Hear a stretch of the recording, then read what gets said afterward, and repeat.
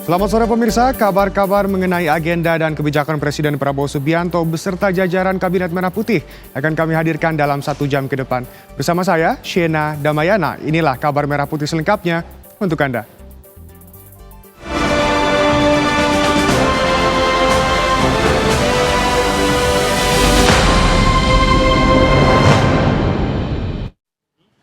Menko Polkam Budi Gunawan dan Jaksa Agung Sanitiar Burhanuddin melakukan pertemuan untuk membahas kinerja pemberantasan korupsi serta rencana pemberantasan korupsi tahun 2025.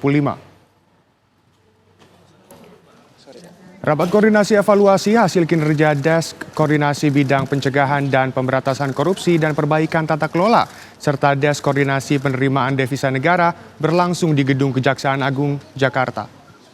Rapat dihadiri sejumlah unsur seperti Polri, KPK, Kejaksaan, serta perwakilan dari kementerian dan lembaga negara. Rapat koordinasi itu selain membahas capaian pencegahan korupsi juga membahas strategi untuk meningkatkan efektivitas dalam penegakan hukum tindak pidana korupsi. Perbuatan tugas Desk Koordinasi Peningkatan Penerimaan Devisa Negara. Dari mana? Dari silakan. Jihan dari Tempo Pak. Ada beberapa pertanyaan yang disampaikan Pak. Tadi kan sudah disampaikan nih Pak sejumlah. Dalam pertemuan antara Menko Polkam dan Kejaksaan Agung, Menko Polkam Budi Gunawan menyampaikan pesan dari Presiden Prabowo Subianto dalam hal pemberantasan kasus korupsi. Menurut Budi Gunawan, Presiden Prabowo Subianto meminta proses hukum kasus tindak pidana korupsi harus tegas dan tidak ragu-ragu. Bahkan Presiden memerintahkan kepada jajarannya untuk bisa fokus mengembalikan aset koruptor di luar negeri ke Indonesia. Bapak Presiden, Bapak Prabowo Subianto, secara khusus memberikan arahan kepada Des bahwa untuk memastikan bahwa seluruh proses penegakan hukum, khususnya terhadap tindak pidana korupsi, harus betul-betul dijalankan dengan tegas dan tanpa ragu-ragu. Oleh karenanya, kami yang tergabung di dalam Des Tindak Pidana Korupsi ingin menegakkan hukum atau punya komitmen di dalam penegakan hukum dengan memberikan efek jera, tetapi juga memberikan solusi berupa perbaikan terhadap regulasi dan pencegahan yang dapat meminimalisir peluang terjadinya korupsi, sehingga hal tersebut akan semakin dapat memperkuat kapasitas institusi pemerintah yang menjadi agent of development atau agen utama pembangunan di negara ini. Intinya bahwa semua langkah atau strategi yang dijalankan ini harus berjalan dengan seimbang antara upaya pencegahan, penindakan, dan perbaikan regulasi dan tata kelola. Yang kedua, fokus utama di dalam penanganan tindak pidana korupsi maupun pengembalian devisa negara adalah pada pemulihan aset hasil korupsi, khususnya berada di luar negeri, agar dana tersebut bisa kembali ke negara kita dan sepenuhnya digunakan untuk pembangunan nasional untuk kesejahteraan masyarakat. Oleh karenanya, Des akan terus memperkuat kerjasama internasional untuk langkah-langkah di dalam pengembalian aset-aset koruptor yang ada di luar negeri. Kejaksaan Agung menetapkan 5 korporasi menjadi tersangka dalam perkara korupsi tata niaga tambang timah. Penetapan tersangka tersebut setelah Kejaksaan Agung memeriksa sejumlah saksi. Berikut pertanyaan Jaksa Agung Burhanuddin. Timah ini kan kerugiannya cukup signifikan. Tetapi titik kerugian yang paling besar adalah kerusakan lingkungan. Kita bersyukur bahwa kerusakan lingkungan itu dapat dibuktikan oleh jaksa di dalam persidangan. Karena biasanya adalah sangat sulit untuk menentukan itu. Dan kita bersyukur bahwa kerusakan lingkungan yang selama ini tidak tertanggulangi, ya, insya Allah dana ini apabila nanti bisa kita ambil dan kita sita, bisa digunakan untuk perbaikan lingkungan. Kalau teman-teman misalnya untuk timah, datanglah ke Bangka, lihat dari pesawat di bawah itu, begitu rusaknya lingkungan itu. Itulah insya Allah dengan dana-dana yang ada apabila nanti dapat bisa dikembalikan, bisa untuk dikembalikan kepada pemerintah untuk perbaikan lingkungan akibat dari pertambangan ini.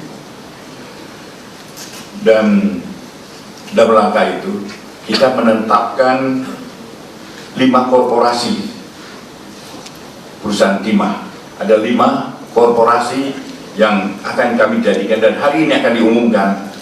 Ya, perkaranya hari ini diumumkan bahwa perkara ini dalam tahap penyidikan maksud kami.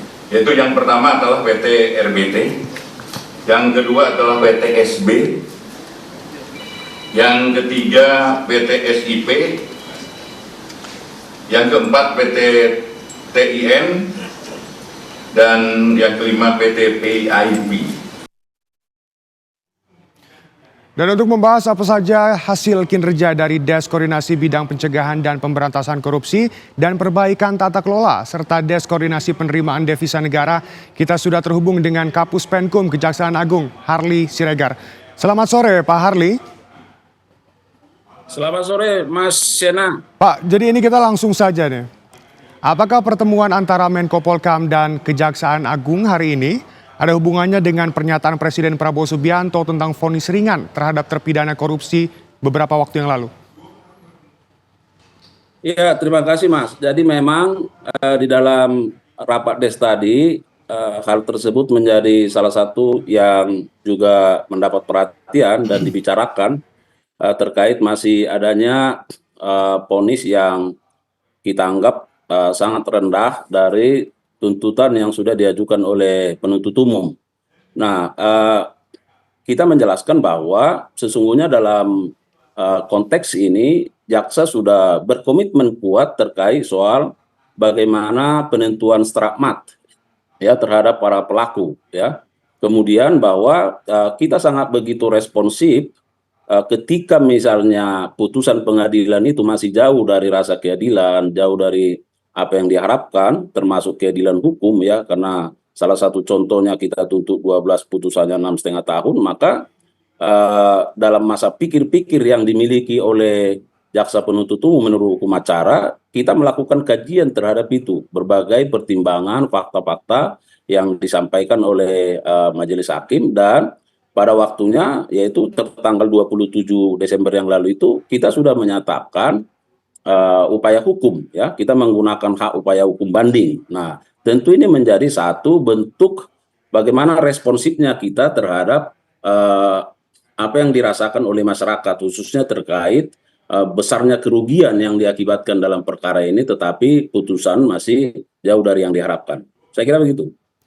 Oke Pak, dalam konferensi pers tadi Menko Polkam menyampaikan jika Presiden Prabowo Subianto meminta proses hukum kasus tindak pidana korupsi ini harus tegas dan tidak ragu-ragu. Ini bagaimana pihak kejaksaan melaksanakan arahan dari Presiden tersebut?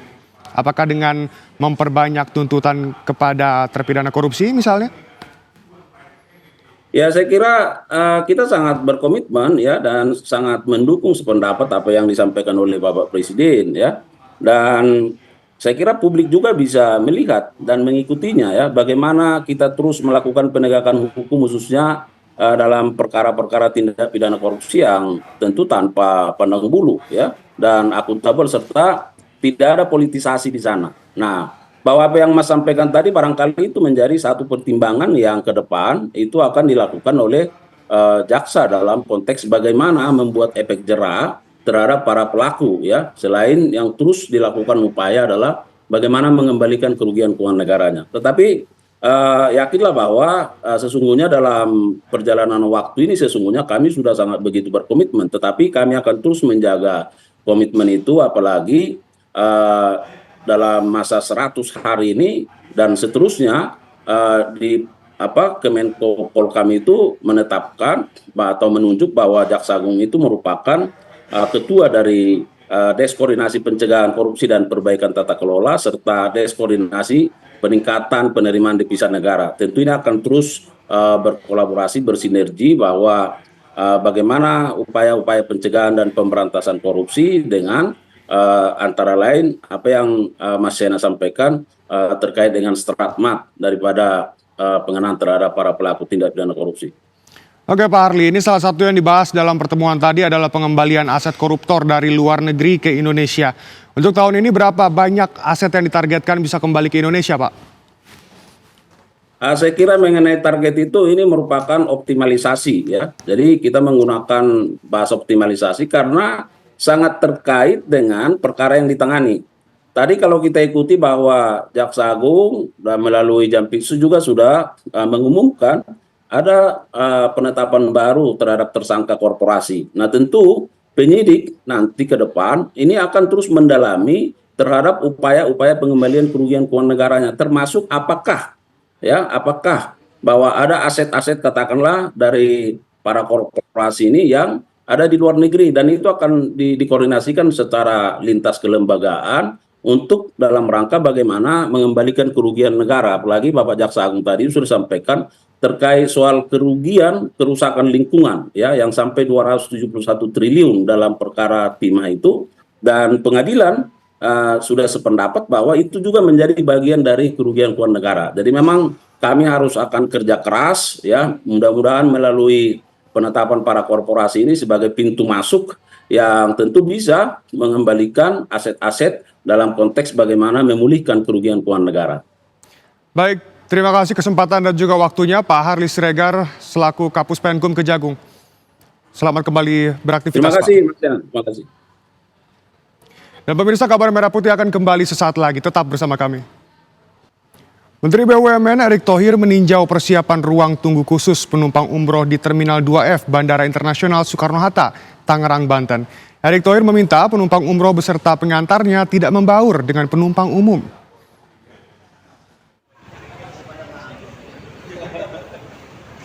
Kedatangan Menteri BUMN Erick Thohir di Terminal 2F Bandara Internasional Soekarno-Hatta, Tangerang, Banten langsung disambut Dirut Angkasa Pura Indonesia, Faik Fahmi. Awas kaca, awas nabrak. Mereka langsung menuju ke ruang tunggu khusus penumpang umroh di Terminal 2F Bandara Soekarno-Hatta.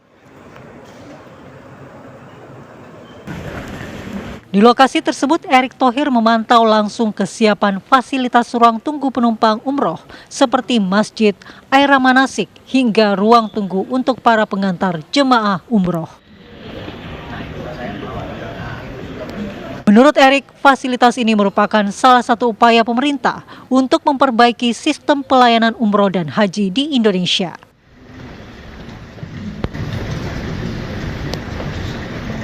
Bapak Presiden, Pak Prabowo sudah beberapa kali bicara, sistem umroh haji pun harus diperbaiki.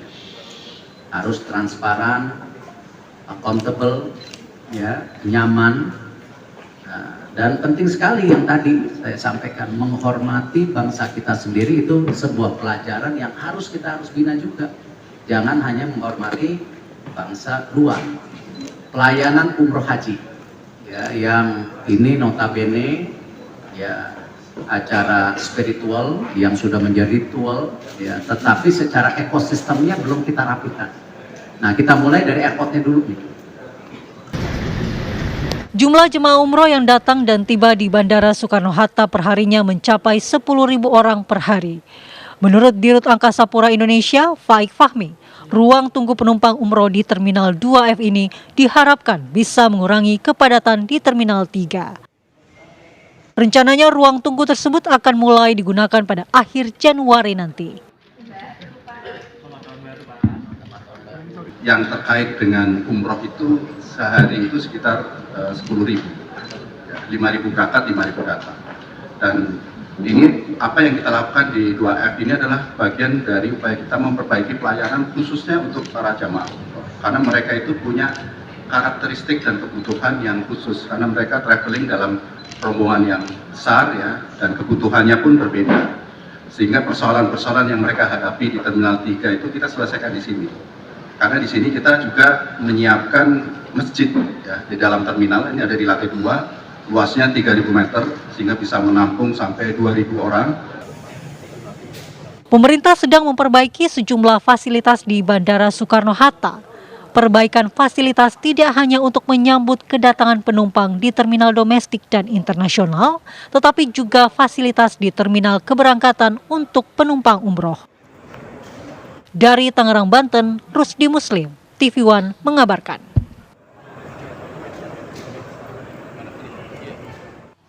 Komisi 8 DPR RI menggelar rapat dengar pendapat atau RDP dengan Dirjen Penyelenggara Haji dan Umroh terkait komponen biaya haji 2025. Dalam RDP ini, Dirjen PIHU mengusulkan agar total biaya haji tahun ini sebesar Rp93.388.684 dengan 70% biaya dibebankan pada jemaah.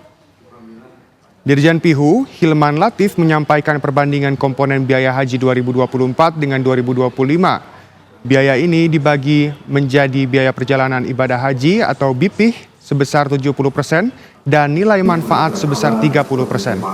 Artinya, biaya yang dibebankan pada jemaah diusulkan sebesar Rp62.372.779 atau sekitar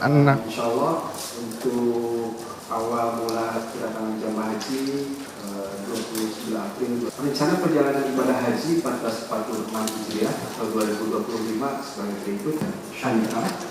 Namun perjalanan haji dilakukan dengan syariah yang ditunjuk untuk pemberangkatan jamaah haji gelombang 1. Jadi tanggal 1 jamaah sudah masuk ke asrama ya, atau 16 Zulhijjah sampai 1 Muharram. DPR kembali menggelar rapat dengan Kementerian Agama untuk membahas biaya haji tahun 2025. Dan kabar selengkapnya akan disampaikan jurnalis TV One, Kristanti Yosefa. Silakan Tanti, bagaimana hasil pembahasan?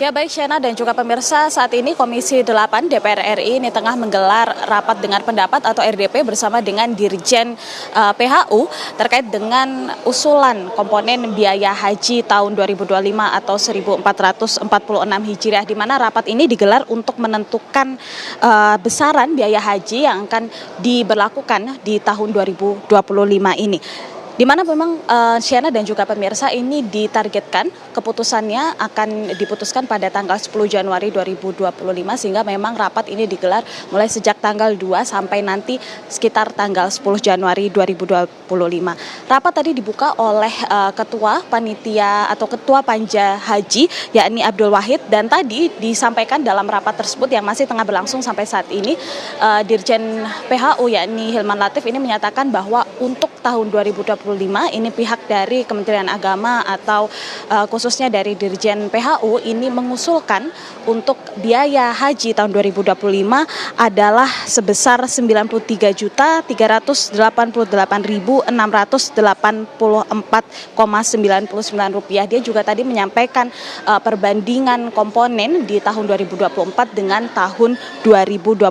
Adapun untuk komponen ini pemirsa atau biaya yang ditotalkan 93 juta ini, sekitar 93 juta ini dibagi ke dalam dua komponen, yakni 70% merupakan biaya perjalanan ibadah haji atau BIPIH dan nilai manfaat yakni sebesar 30%. Artinya biaya yang dibebankan kepada jemaah ini diusulkan sebesar Rp65.772.779. Dengan sisanya yakni sekitar 28 juta adalah nilai manfaat yang dikelola oleh BPKH atau Badan Pengelola Keuangan Haji. Nah, sampai saat ini pemirsa rapat masih tengah berlangsung, di mana memang tadi disampaikan juga bahwa rapat ini diperkirakan juga akan digelar sampai nanti tanggal 10 Januari 2025 mengingat memang akan segera memasuki musim haji tahun 2025. Untuk sementara demikian, Chena, saya kembalikan pada Anda di studio. Baik, terima kasih Kristanti Yosefa, selamat kembali bertugas.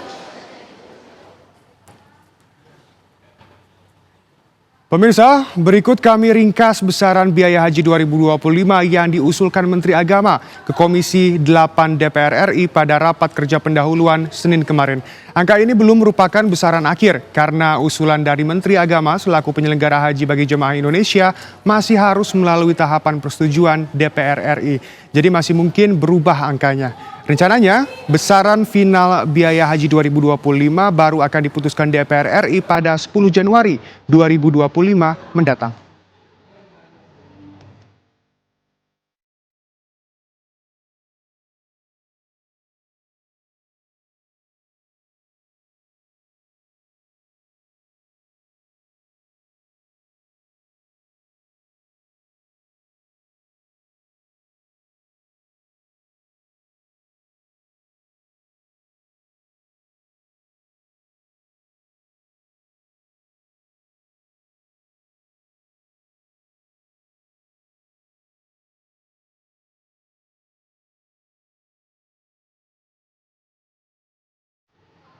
Pemirsa, kabar merah putih akan kembali sesaat lagi, tetap bersama kami. Menteri Sosial Saifullah Yusuf meresmikan lumbung sosial di Balai Desa Belimbing, Kecamatan Mojo, Kabupaten Kediri, Jawa Timur. Lumbung sosial menjadi gudang kebutuhan darurat bagi masyarakat jika nantinya terjadi bencana.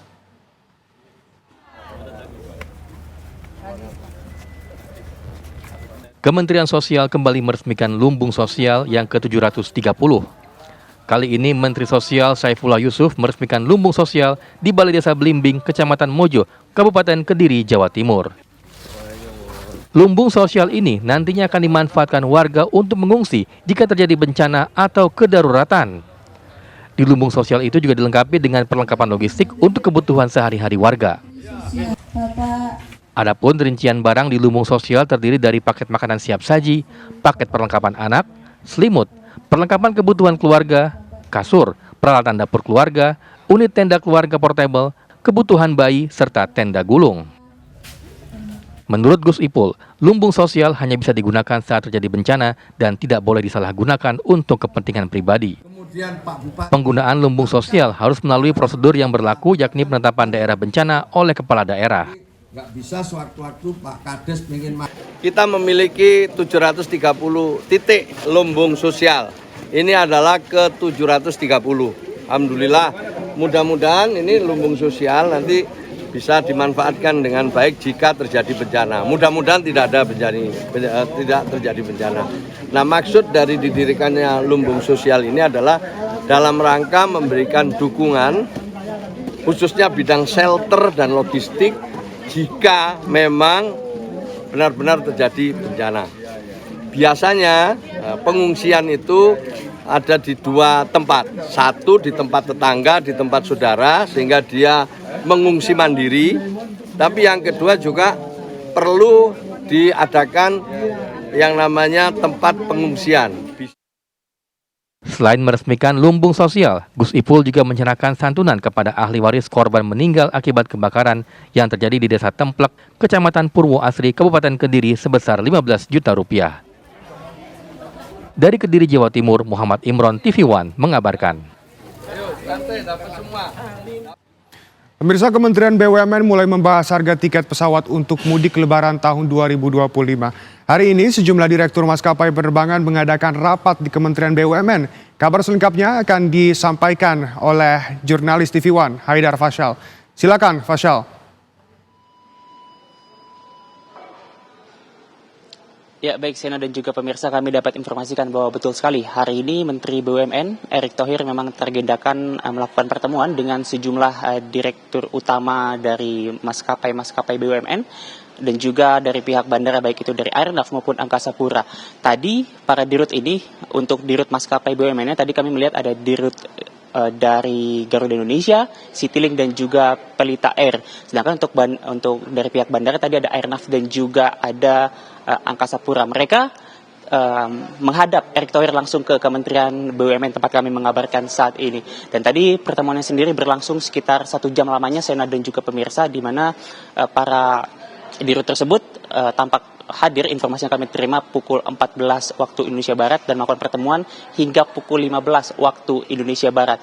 Namun memang sangat disayangkan pertemuan tadi sebetulnya dilangsungkan secara tertutup begitu, sehingga kami awak media tidak bisa secara langsung meliput jalannya pertemuan. Namun tadi setelah pertemuan berlangsung dan sudah selesai, tadi Erick Thohir bersama dengan jajaran dirut yang ditemuinya juga langsung turun ke bawah begitu untuk melakukan konferensi pers, di mana dalam konferensi pers tersebut Erick Thohir mengungkapkan 3 hal, di mana yang pertama adalah terkait dengan safety flight ataupun keamanan penerbangan, di mana seperti yang kita ketahui bersama bahwa pada tahun lalu, khususnya pada bulan Desember kemarin, banyak sekali kejadian-kejadian pesawat yang mengalami kecelakaan begitu, dan hal ini menjadi atensi bagi Erick Thohir dan juga jajaran penerbangan begitu, untuk kemudian tadi di dalam pertemuan tersebut dikatakan untuk memastikan dan juga mereview terkait dengan kondisi pesawat dan juga dari para kru penerbangan berbagai maskapai tersebut.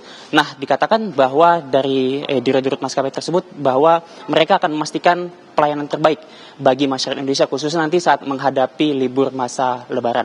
Nah, yang kedua, Sena dan juga pemirsa, ini tadi dibahas juga terkait dengan persiapan arus libur Lebaran, di mana dalam hal ini tadi Erick Thohir meminta jajarannya untuk mengantisipasi hal-hal yang terkait dengan mobilisasi yang tinggi dalam masa libur angkutan Lebaran, di mana dalam hal ini juga dibahas terkait dengan harga tiket. Tadi kami menanyakan bagaimana harga tiket pada saat masa libur Lebaran, apakah akan diturunkan juga seperti masa libur Nataru kemarin, dan dalam hal ini Erick Thohir mengatakan bahwa memang dalam masa Nataru kemarin sebenarnya dari Kementerian BUMN menerima apresiasi dari Kemenko Bidang Ekonomi dan juga Mendagri karena dinilai berhasil berkontribusi menurunkan angka inflasi di bulan Desember, di mana dalam hal ini dua komponen yang di garis bawahi oleh Erick Thohir adalah yang pertama, bagaimana BUMN bisa menekan harga tiket penerbangan, dan kedua, bagaimana logistik pangan dari Bulog ini bisa ditekan.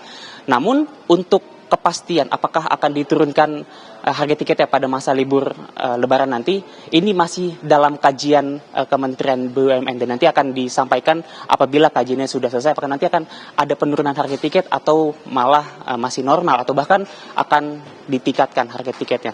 Nah, yang ketiga, dalam hal ini Erick Thohir meminta sinergitas dari pihak bandara dan juga maskapai untuk kemudian membuat road mapping selama 6 bulan ke depan untuk meningkatkan berbagai pelayanan mereka terhadap publik. Dan itu 3 hal yang menjadi poin utama dalam pertemuan Erick Thohir bersama dengan dirut maskapai penerbangan dan juga bandara. Untuk sementara demikian, saya kami kembalikan ke studio.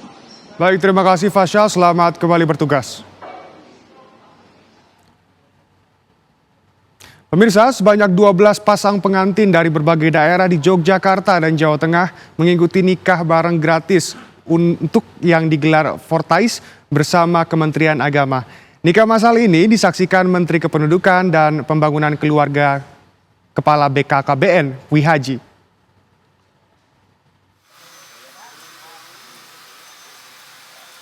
Prosesi nikah massal gratis dengan tema Sepekan Nikah Bareng untuk Mencintai Indonesia ini diawali dengan kirap 12 pasang calon pengantin yang berjalan menuju halaman kantor urusan agama Sewon, Bantul, Yogyakarta. Proses akad nikah berlangsung di tempat yang unik, yakni di atas mobil kuno dan antik, mobil Chevrolet tahun 1954 yang diberi nama Kiai Badriko. Proses akad nikah diawali dengan khotbah nikah oleh Menteri Kependudukan dan Pembangunan Keluarga Kepala BKKBN, Wihaji. Dan tentu yang sama menyatukan hati untuk melakukan. Usai memberi khotbah nikah, Menteri Wihaji kemudian menjadi saksi nikah dalam nikah massal 12 pasang pengantin tersebut. Satu persatu pasangan pengantin dinikahkan di atas mobil Chevrolet kuno dengan mahar seperangkat alat sholat, cincin perak, dan payung.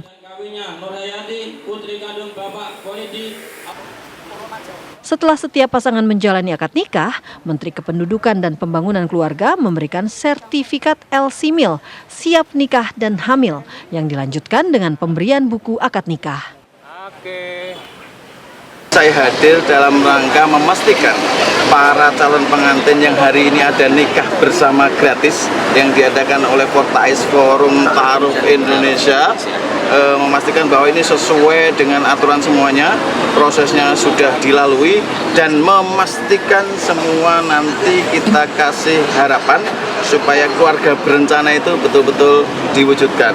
Mulai dari proses catin sampai nanti pasangan usia subur, sampai nanti baduta, balita, dan seterusnya. Itu saja. Acara nikah massal ini mendapat sambutan positif dari para pengantin.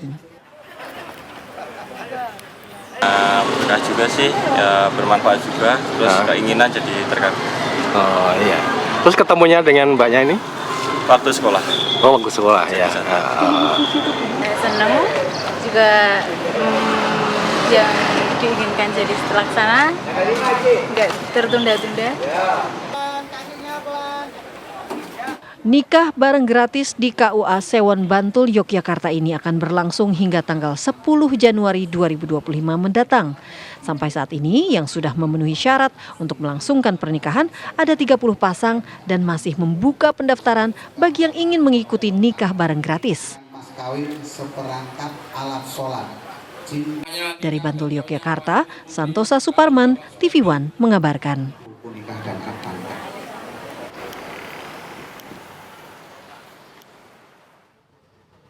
Pemirsa, kabar Merah Putih akan kembali sesaat lagi, tetap bersama kami. Pemirsa, pertanggal 1 Januari 2025, pemerintah secara resmi memberlakukan kebijakan diskon listrik sebesar 50% selama 2 bulan, yakni Januari dan Februari 2025. Kebijakan tersebut disambut baik warga karena merasa terbantu dan berharap program tersebut dapat terus berkelanjutan.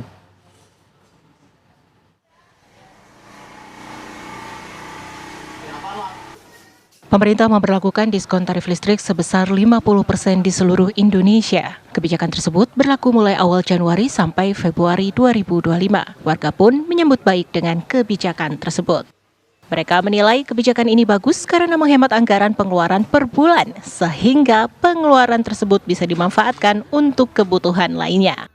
Mereka juga berharap kepada pemerintah agar kebijakan ini dapat terus berkelanjutan, tak hanya sampai di bulan Februari 2025. Bagus-bagusnya kenapa Bang? Jadi agak menghemat biaya lah gitu, biar dapat untuk yang lain. Merasa terbantu nggak Bang? Alhamdulillah terbantu. Ya senang banget, kalau apalagi seandainya kita biasa bayar 700 jadi 300 gitu, ya senang banget ada diskon itulah, bersyukurlah kita lagi keadaan sulit begini nyari duit, ada diskon, ya senang lah. Merasa terbantu nggak Bu? Ya ngerasa terbantu banget karena meringanan pengeluaran kita, ibarat katakan gitu. Kita pengen nyampe segitu aja rasanya ngap-ngapan, ya ada diskon, ya seneng banget. Diskon listrik 50% ini menyasar pada pelanggan rumah tangga dengan daya listrik 450 volt ampere hingga 2200 volt ampere. Tak ada syarat khusus bagi rumah tangga yang memiliki daya tersebut. Ini berlaku bagi pelanggan listrik prabayar atau token listrik dan pasca bayar. Dari Jakarta, Asben Benef, TV One mengabarkan. Memasuki tahun 2025, pemerintah menyiapkan paket stimulus berupa diskon tarif listrik sebesar 50% bagi warga Indonesia. Diskon tarif listrik ini berlaku hingga bulan Februari 2025 mendatang.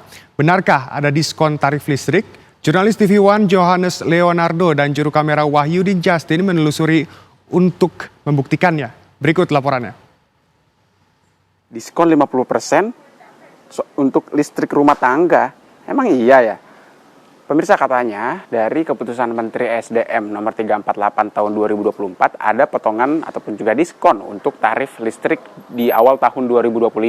Besarannya 50% untuk pelanggan dengan daya listrik mulai dari 450 volt ampere sampai 2200 volt ampere. Rasa penasaran saya jadi meninggi. Gimana kalau kita coba aja untuk isi listrik di kos-kosan saya? Yuk ikuti perjalanan saya hari ini.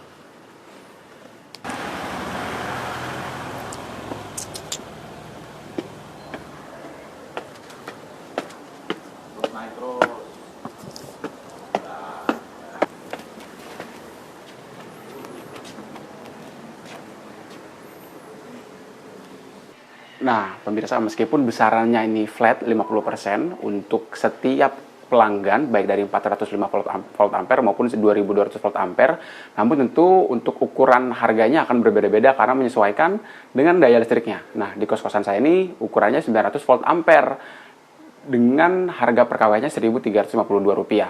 Saya akan isi Rp20.000 untuk ngetes apakah benar kalau sebenarnya ada penambahan daya dari PLN sendiri dari harga Rp20.000, yang mana kalau perhitungan saya tidak meleset, semestinya dari angka 129,52 kWh ini mestinya akan bertambah sekitar 14,3 kWh dengan harga normal Rp20.000. Nah, langsung aja kita isi 4, 4, 5, 4, 3, 2, 6, 6, 4, 3, 2, 9, 2, 3, 15, 4, 2, 15. Benar. Penambahannya, dapat sekitar 28,9 watt. Artinya sekarang menambah sampai 158. Jelas, pemirsa, ini di atas 14 kWh ataupun juga daya listriknya 50% lebih banyak dari yang semestinya saya peroleh. Nah, ketentuan ini berlaku dari bulan Januari sampai Februari 2025 karena ini berdasarkan dengan keputusan Menteri SDM nomor 348 tahun 2024 di mana adanya pembatalan kenaikan tarif harga listrik di triwulan pertama tahun 2025. Sebaliknya, pemerintah akan memberikan paket berupa stimulus, potongan harga ataupun juga diskon untuk listrik token bagi warga Indonesia, tidak hanya untuk warga Jakarta.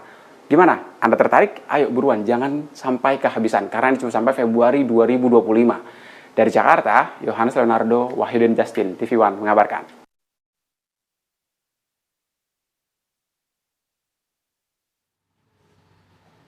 Pemirsa, kabar Merah Putih akan kembali sesaat lagi, tetap bersama kami. Menko Polkam Budi Gunawan dan Jaksa Agung Sanitiar Burhanuddin melakukan pertemuan untuk membahas kinerja pemberantasan korupsi serta rencana pemberantasan korupsi tahun 2025. Rapat koordinasi evaluasi hasil kinerja Desk Koordinasi Bidang Pencegahan dan Pemberantasan Korupsi dan Perbaikan Tata Kelola serta Desk Koordinasi Penerimaan Devisa Negara berlangsung di Gedung Kejaksaan Agung Jakarta. Rapat dihadiri sejumlah unsur seperti Polri, KPK, Kejaksaan, serta perwakilan dari kementerian dan lembaga negara. Rapat koordinasi itu selain membahas capaian pencegahan korupsi juga membahas strategi untuk meningkatkan efektivitas dalam penegakan hukum tindak pidana korupsi.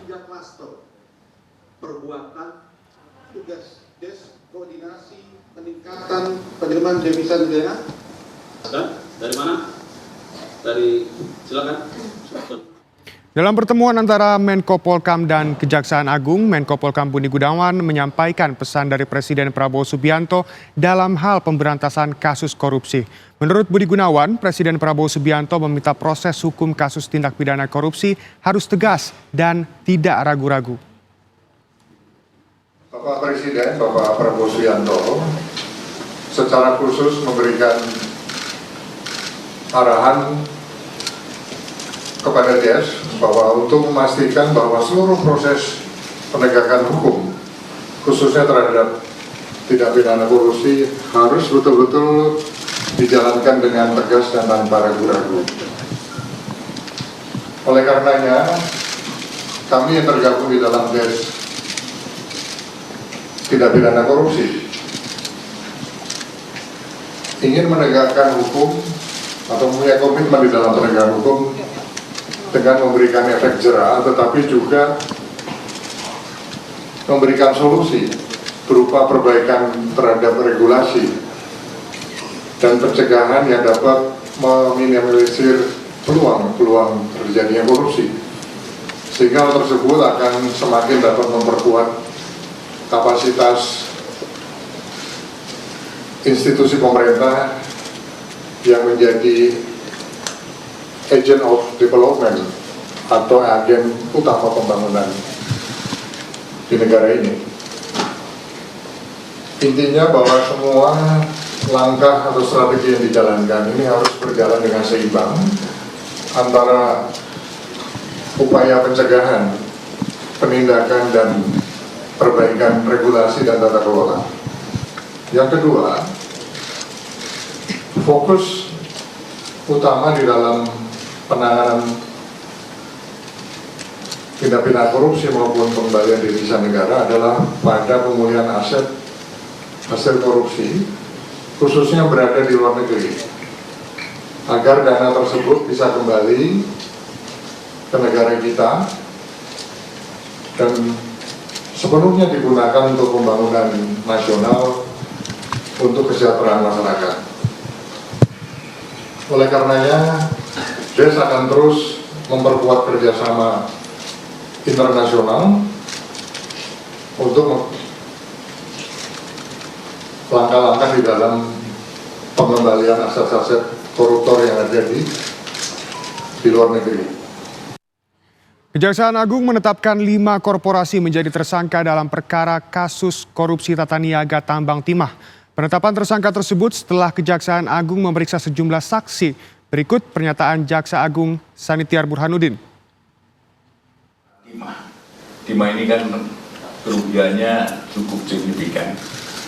Tetapi titik kerugian yang paling besar adalah kerusakan lingkungan. Kita bersyukur bahwa kerusakan lingkungan itu dapat dibuktikan oleh jaksa di dalam persidangan. Karena biasanya adalah sangat sulit untuk menentukan itu. Dan kita bersyukur bahwa kerusakan lingkungan yang selama ini tidak tertanggulangi, ya, insya Allah dana ini apabila nanti bisa kita ambil dan kita sita, bisa digunakan untuk perbaikan lingkungan. Kalau teman-teman misalnya untuk timah, datanglah ke Bangka, lihat dari pesawat di bawah itu, begitu rusaknya lingkungan itu. Itulah insya Allah dengan dana-dana yang ada, apabila nanti dapat bisa dikembalikan, bisa untuk dikembalikan kepada pemerintah untuk perbaikan lingkungan akibat dari pertambangan ini. Dan dalam rangka itu kita menetapkan 5 korporasi perusahaan timah. Ada 5 korporasi yang akan kami jadikan dan hari ini akan diumumkan. Ya, perkaranya hari ini diumumkan bahwa perkara ini dalam tahap penyidikan maksud kami. Yaitu yang pertama adalah PT RBT, yang kedua adalah PT SB,